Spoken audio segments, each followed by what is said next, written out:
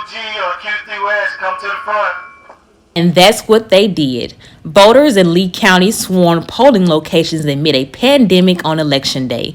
At the Boykin Community Center, many people from the area stood in long lines to let their voices be heard.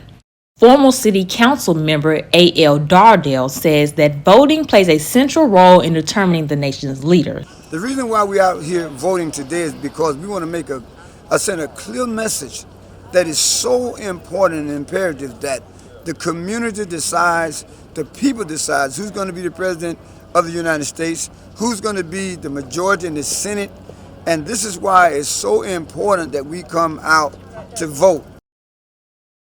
Citizens stood in line for a few minutes and others for hours.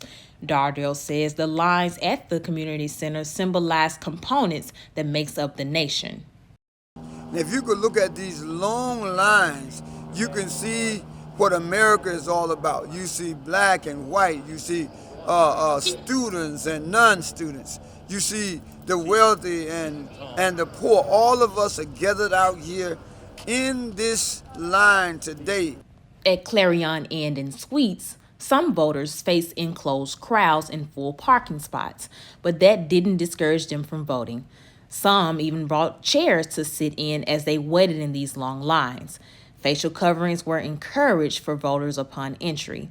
Some entertained themselves as they waited in the long lines. One college student even read a book for an upcoming assignment.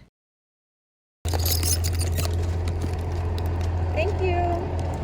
Refreshments were provided by a Doug Jones supporter after votes were complete.